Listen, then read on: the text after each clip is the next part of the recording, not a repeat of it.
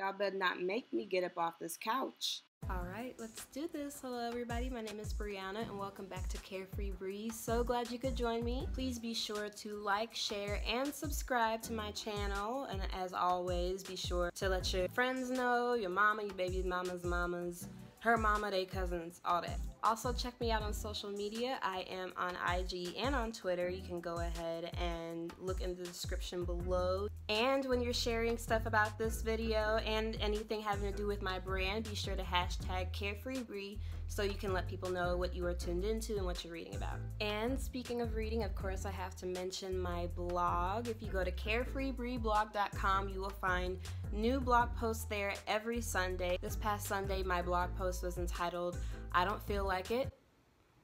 Guess what it's about? And then I also do an L's and W's segment every Wednesday. I've been kind of lacking on those lately, but this week I am back on my game. This week's L's and W's segment is called He Thinks It's Funny That I Read. You heard that right. Trust me, it's some stuff you are going to want to read this. It's only a paragraph, but your girl knows how to pack a lot of tea into one paragraph, okay? And then last but definitely not least, please be sure to visit my Patreon page as well as my PayPal. Those basically help me keep the lights on for this brand and help me, you know, continue to explore and create and do all that stuff. And also, you know, help me create content that includes this one. Alright, we can go ahead and get started, so let's jump right on into this. But first, it's tea time, not rub your face on my hands time. Thank you. Okay, yes. Tea time. Not for you. Too hot, sorry. But just the right amount of hot.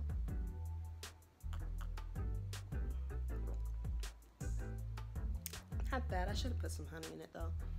It's sleepy time tea because I am exhausted and I need to stay that way so I can actually go to bed eventually tonight. Alright, so I'm gonna jump into it. Again, my new format is to break things down into 3 parts. The first part is first half of my week, middle part's the weekend, last part is the second half. So I'm gonna go ahead and do that. First half of my week, Wednesday through Friday, was kind of a downer. It wasn't the absolute best. I don't know, I've just been in a funk lately that's expected for transitions like mine with, you know, my new work from home job. And then also doing that in the midst of the craziness going on outside. Y'all, it literally snowed on Halloween. That is a huge L. And while we're at it with the L's, we can go ahead and get at the fact that my throat has been a little bit scratchy lately.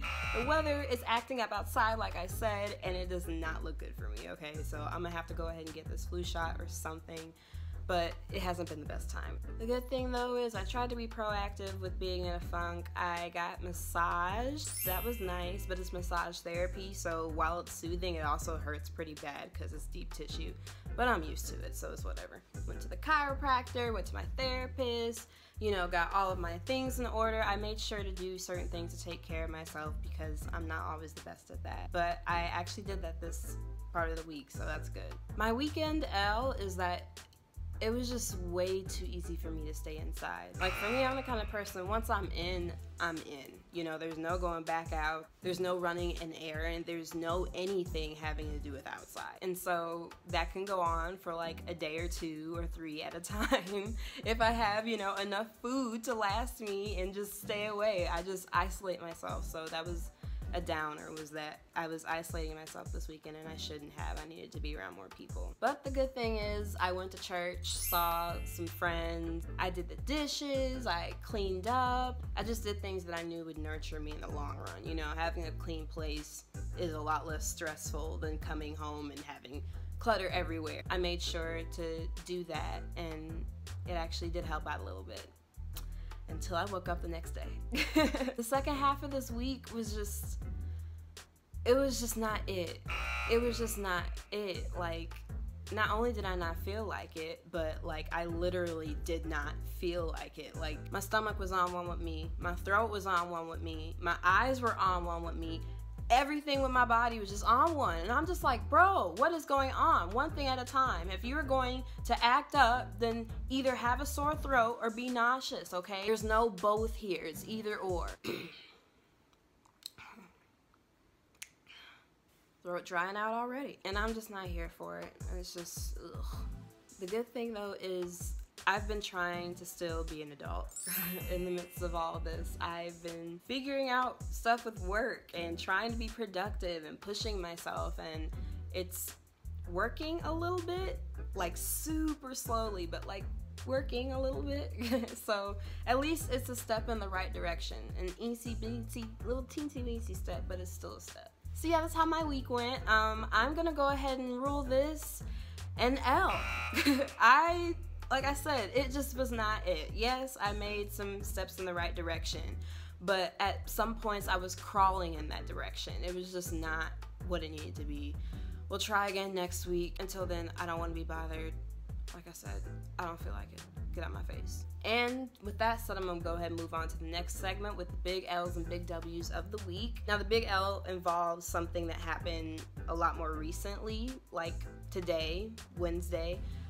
And the big L this week is going to go to T.I., aka T.I.P, aka Clifford Harris. T.I. has been in the news lately for his comments about, Iggy Azalea and how helping her out with her career was like a stain on his musical career or whatever.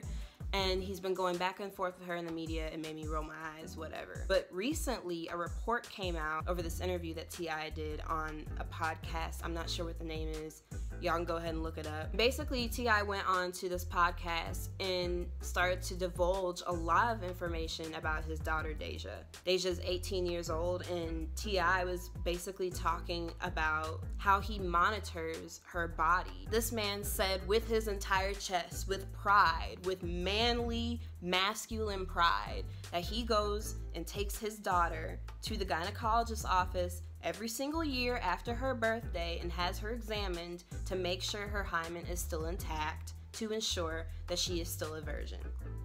This man, at his big age, with all the big information we have out here, is still in the mindset that fuels the idea that he is in charge of his daughter's virginity. The only way anyone would feel in charge of anyone's virginity is, guess what? If they feel like there's some type of ownership over them, okay? Now, a lot of times parents like to say, well, you belong to me, you're mine, you're this, you're my child. And while that may be true, there is still autonomy here, okay? As a person, I should be able to deny you access to me if that crosses my boundaries. So even though parents mean well when they say, you belong to me, you're mine, it's actually very possessive in a way they don't realize. In his case, his daughter deciding to give her body to anybody, her deciding to do anything with her body that has not been run by him first, is a violation. Apparently a bigger violation than going to the doctor and having your doctor examine you and then tell your dad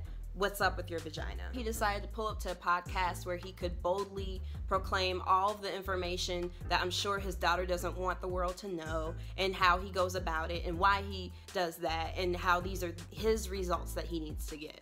Has her sign over forms that gives him permission to know. Not taking her to the gynecologist for her annual visit to make sure that she's good and that she's not at a higher risk for HPV. He's going to make sure that her hymen's still intact to make sure that she hasn't had sex. Mind you, your hymen can still be intact even if you do have sex, and it can break just from riding a bike when you're like 7 or something. So none of this is even accurate, and he's doing it just off the basis that he feels he has ownership over his daughter's body. I don't care what you tell me. I don't care if you dress this situation up and tell me that it's a father trying to protect his daughter. I don't care if this entire thing is somehow oddly, grossly out of context and all of us have it wrong from the get-go. The fact that we have come to a place where we are actively talking about someone's personal information when it comes to their reproductive systems, that's the problem here, Clifford, okay? The fact that you think you have any type of ownership or say-so over this. On the podcast, he explains how he does this. He puts a sticky note on her door saying you have an appointment at 9:30 tomorrow morning. And they go to the doctor and they call her name and he waits, and then the doctor afterwards lets him know his results. He literally said his results. So not even her results, not even her results that she would be given and then he would be privy to that information somehow. just his results. Like, I need to know that you not out here fucking. Like, just, I need to know as a man that you are not out here busting it down, because that is the absolute worst thing that you could be as a hoe. To me, that's all that says. And it's so gross. And tiny.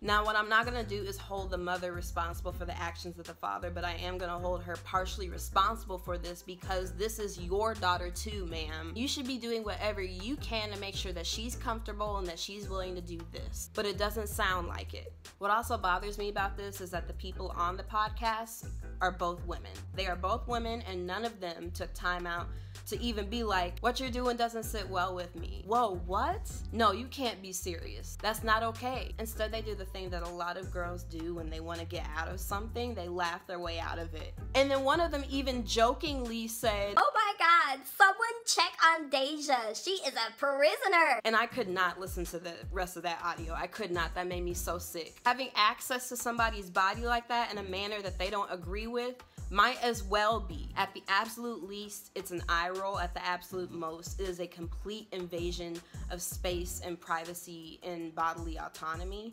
And T.I. is so wrong for that. Tiny is complicit. Anybody else involved is complicit. The doctors are complicit. That office is complicit. Everyone is complicit. And I'm not here for it, but Clifford Harris is definitely the ringleader, and so he is getting this L. Alright, enough of the bad stuff. I'm gonna go ahead and move to the big W of the week, which I am excited about. The big W of the week is going to Queen Latifa. Yes, I am giving her the big W because as of a day or two ago, she performed during the Little Mermaid live performance on air. I think it was ABC, NBC, one of the BCs that aired it, okay, and it was live. And she, of course, played the wonderful, iconic Ursula and bellowed her freaking throat out. Oh my gosh. The pipes, the costuming, the hair, the vibrato, my goodness. Like, we been knew that Queen Latifah could sing, right? We been knew that she could act, but she just comes around every now and again to remind us girls that we really don't have anything on her. That, like, she's one of the OGs, and she will be respected from jump with her music career, with her being one of the very few female MCs at the time, to her early work with film, with, of course, being Cleo on Set It Off, and then going to Beauty Shop, and Just Right, and Perfect Holiday, and more recently, Girls Trip. Like, she continues to show us that she has the range. She hosts like everything. She can go from dressing like super masculine to having her face beat, having her wig on and secured, and wearing an elegant dress. And that's not just because we experience change over time. That's because she, like I said, has the what? The range. There we go, class. I don't know, I just believe in giving black women their flowers every single chance I get. And so whenever I see a black woman like really doing her thing out here, especially if it's really, really big, I like to talk about it and bring it to light. And, you know, even for stuff that's not as well known, especially for stuff that's not as well known, I like talking about it. You know, because we're kind of dope and stuff, and people need reminding sometimes because they either forget or they don't want to remember, so. But it's fine, you know, you just gotta keep doing your best and shining and glowing and being top tier and A1 and being the blueprint and being the girl that everybody steals from. But, Okay, it is now time for final thoughts to wrap this up. In light of this whole thing going on with T.I. right now, I kind of wanted to check in with my ladies real quick. For the ladies, I wanted to say to y'all that y'all deserve the absolute best care in the entire world. And if your OBGYN is not giving you that care, or you feel uncomfortable, or they don't listen to you, they brush you off, they don't utilize all their resources, they don't do their best to accommodate you, they don't care about your pain tolerance, if any of that is going down, leave. Run right now if you can. Now, I understand not everybody is able to do that because maybe, you know, insurance stuff, different network, but if you can bounce, bounce. It is way too many of us out here dying just because we weren't listened to by our doctors, because we weren't cared for. We need to learn to be advocates for ourselves when it comes to how we're treated in the medical system in general. Speak up, ask questions, write things down, research on your own, bring things to talk about. Like, do everything you can to make sure you get all the information you need about yourself. It's bad enough that once a month we have to take crap from our vaginas. We shouldn't have to take crap from our providers as well. And with that, I'm gonna go ahead and get out of your hair. I need to go ahead and go to bed. I know that working from home might seem like it's just so energizing or whatever, but I'm freaking exhausted, okay? I'm wishing you infinite freedom and perfect peace.